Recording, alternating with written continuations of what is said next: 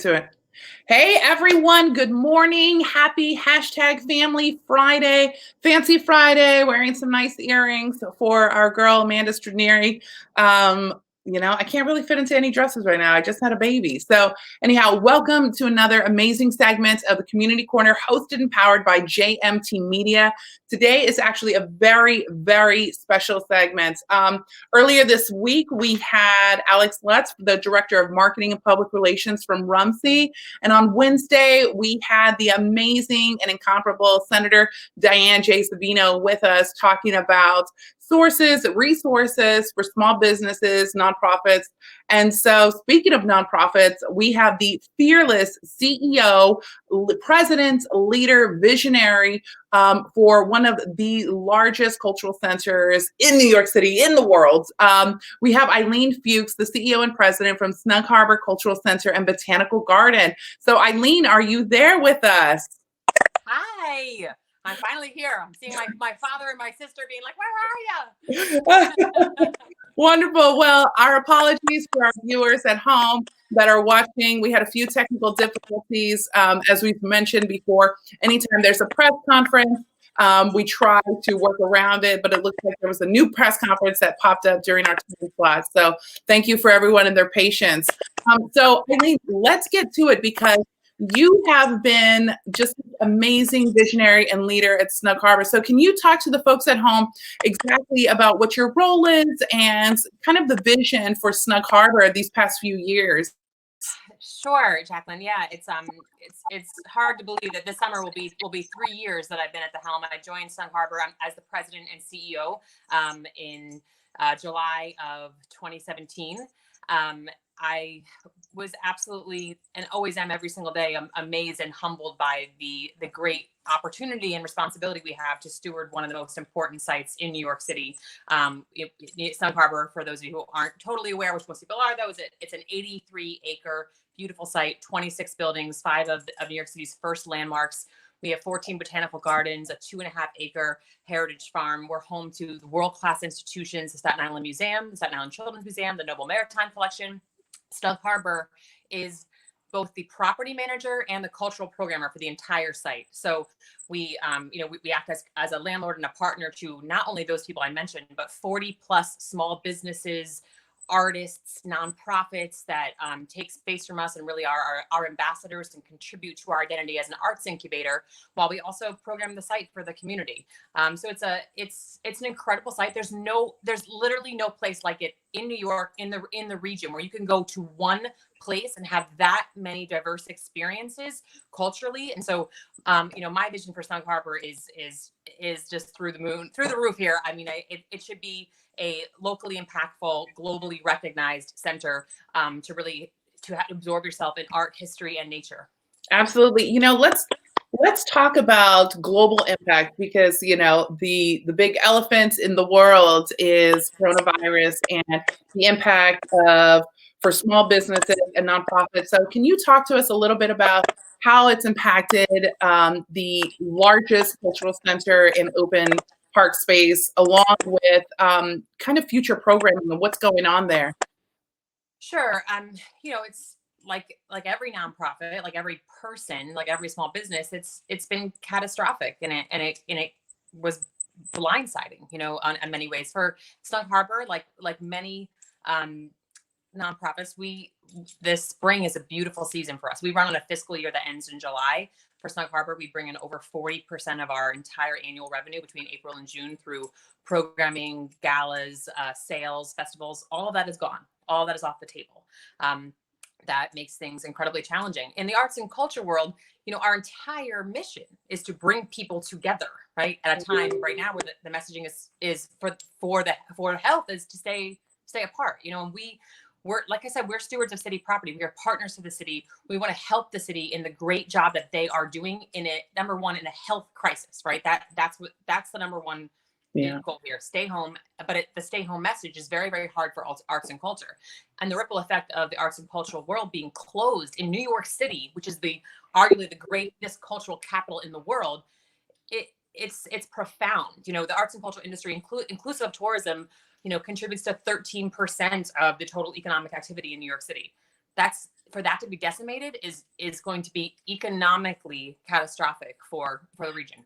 You know, without going into too many details, in the past 24 hours, it's been reported and through the mayor's office, there will be significant cuts to the ferry, which is the #1 transportation hub, especially for tourism. And without getting into too much of the nitty gritty, you know, tourism the past 3-4 years has really been the catapult that Staten Island needed to really have the eyeballs on. And so can you talk to us about what your thoughts are in regards to tourism and all of that? Sure. I mean, first, look, the city's making hard cuts everywhere. There was no money. You know, this is a really, really hard time. So every city agency has to figure out a way to make cuts, and I feel so bad for every person including myself, who was making decisions I never even dreamed I'd be making 6 weeks ago, 8 weeks ago. Having said that, tourism in Staten Island has been a really, really exciting thing that, you know, I've also worked on with you a little bit as well. You know, Snug Harbor was home to the New York City Winter Lantern Festival the last 2 holiday seasons, and it was a sense of, you know, if we build it, will they come? People never thought they would come. Well, they came. You know, we had 150,000 people come to Snug Harbor in the dead of winter at night, and it was a proof of pudding for us to show no, outer tourism is real. Come see the unexpected borough. There was a lot of momentum around that, and that drives so much. You know, when we do the Lantern Festival, for example, that's one event. We do many events. Yeah. People are driving here, they're spending money at our restaurants, they're buying gas at our gas stations. The economic impact of that is profound, and it's something that Snug Harbor, as the cultural anchor of our borough, is committed to. We're committed to raising our community through programming like that. That's good for everybody. So again, obviously, that model has to shift completely. So that's part of, you know, the second part of your earlier question, which I didn't really respond about, is the programming, right? How do you shift your programming? And I mean, take the time to look at all, you know, the websites and online content of our partners across this borough, you know, from Illuminars to Sundog to everyone I mentioned before, to the Noble Maritime Collection. They have pivoted while losing their staff, while losing their resources, to bring incredible online content on board. Snug Harbor this week announced Snug Harbor at Home. And we're trying to bring some of the beauty and wonder of the great programming we do across STEM and STEAM fields into your home, especially at a time, you know, Snug Harbor's so beautiful right now. It's in bloom, you know, and I think many of us are turning towards, you know, our backyards or our, you know, our windowsills to plant with our children who are home, because that's fun now too. And Snug Harbor's really excited to contribute to that. Just last night we did our first ever online dance party, and my kids were on it, you know, dancing with I think we had over 60 or 70 people come in and check in, and from all across the boroughs actually, and so that was really fun. And we're going to be not only leaning into that content, but also you know, really leaning into our identity as open space, and the response we've had, it's truly been moving to me. I've had so many people write to us. You know, I took a walk in Snug Harbor today, and it was restorative. I you know, looking at the cherry blossoms, and it has been mental and emotional and physical health for people, and we are so proud that we've been able to bring that to our community during this time. You know, it's so interesting. So 2 points.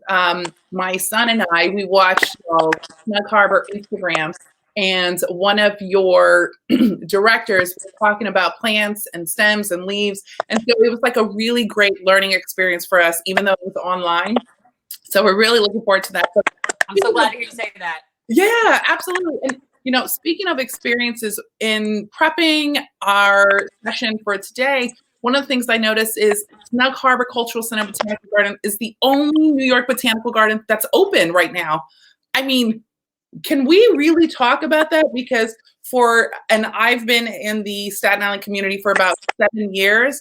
And I mean, everybody knows, unfortunately, that we have very limited resources. So how are y'all able to keep this beautiful oasis open to the public and to the community?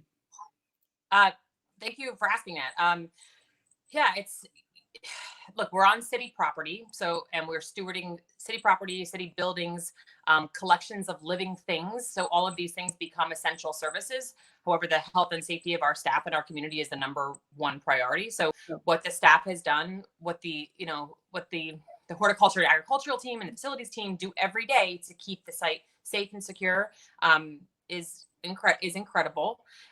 This is all Snug Harbor staff, it's no other staff. And the reward really has been the community who has responded, that we've been there for them. And that's our job. That is our role. And it's our privilege and our opportunity to lean into the different aspects. Snug Harbor has always been something kind of hard to get your mind around. Is it this culture? Is it visual arts? Is it performing arts? And I'm always like, yes, and why is it so hard? It's yes, and, but this is an opportunity where we're leaning into our greatest assets, which are our beautiful open spaces. We are, let me be very clear, socially distant, appropriate. You have on that site, you have to be. Everybody, you have to do that. But if people who are enjoying it, that gives us a lot of it's a boost to all of us. I mean, the reality is we have living collections that need to be taken care of. We're growing food and plants and gardens. Someone needs to do that, and they're doing it really well. And I'm so blessed with an energetic team who has come with me on a total 180 now to just respond and care so much for this site. Absolutely. Speaking of caring and growth, everyone that's following right now, Snug Harbor just gave us a heads up. You're hearing it live on JMT Media platform. Can you talk about the new and exciting initiative? I think, especially as everyone's talking about groceries, shopping, etc. I think I'm just going to leave it to you to talk about. I think this is so important. Great. Yes, I'm excited to announce something on your show, which is that Snug Harbor is going to be doing our first ever. This is the news from the farm. CSA. CSA stands for Community Sponsored Agriculture. So what is that? So this is 20 weeks from June to October of through a weekly pickup membership, access to fresh fruits and vegetables. So you come every single week, depending on the week we're in, you're going to see all different types of fruits and vegetables, and it's a market style. So you're going to come, and just you and people who are the members are going to be able to shop from between 4 and 15 different things. It could be tomatoes, it could be different kinds of greens during one season for cold salads, like arugula, or it could be something like kale for more heartier greens. It's going to be from our fruit trees. It's an incredible thing. Why now, right? First, the Heritage Farm has for years been providing produce through different local distribution channels. We sell to high-end restaurants, through farmers markets, through donations, through education. COVID-19 has disrupted our food distribution channels, and we've wanted to create a new model that we've long wanted to do, which is to really look at our local community. CSA is good for your body. This is freshly grown, locally grown, high nutritional density fruits and vegetables at a time when people need that. It's good for the environment. You're reducing your carbon footprint of food miles, and it's good for the economy. Supporting a local farm in a global pandemic is a worthy investment. So we're really excited about that. We're gonna have more details on that on our website next week. We're gonna start talking about that more. It runs from June to October. We're really excited about this, and we hope the community is too. And we hope we can build your support in a real community building effort. That's fantastic. And is there a way that small businesses can help support? Can we, aka JMT Media, can we purchase certain number of CSAs for community members that can't afford it, just so that they can have access in the desert? First of all, that's Jacqueline thinking about other people at this time. So that's amazing. Well, you have to. And absolutely. And I'm glad you asked that, because you can decide if you want to buy one share with 3 neighbors and test it out. You absolutely can do that. You can split the shares. And we also will find a way to accept food stamps as well, and try to make it more accessible. And we'll work with people individually on payment plans as well. But it is really the equivalent of $30 a week of fresh fruit, fresh fruits and vegetables for 20 weeks. That's fantastic. Oh my God, congratulations. And the one constant that's been happening these past 6 to 8 weeks is change. And so I love that Snug Harbor has really been able to accept this change, shift its model, and are like, okay, here's our new strategy, here's our new plan to accommodate our community. And that's really what Community Corner is about, is sharing resources, sharing information. I'm so privileged and pleased that you're sharing this on our show.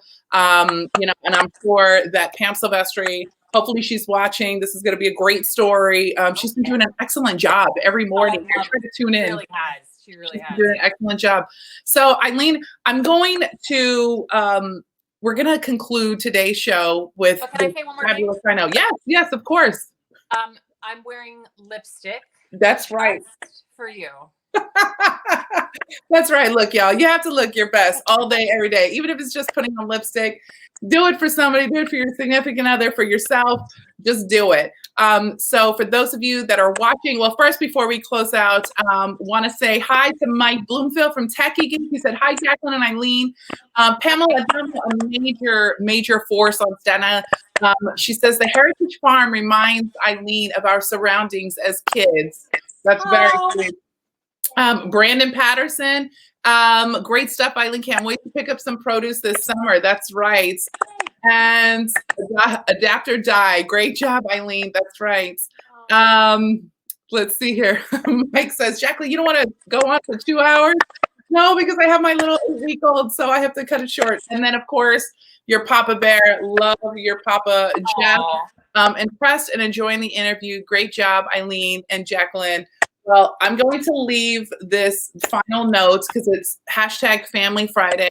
This weekend, as folks are celebrating Passover, Easter, they're being with their families. I want you to always think about what community means, aside from blood to blood, but also your neighbors, your friends, your community.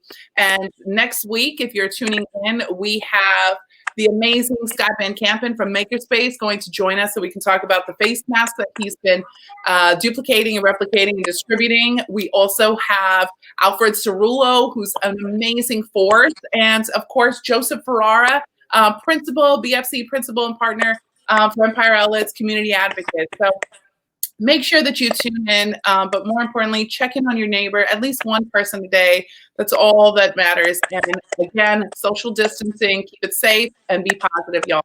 Thank you so much, and you have a wonderful Friday. Thank you, Aileen.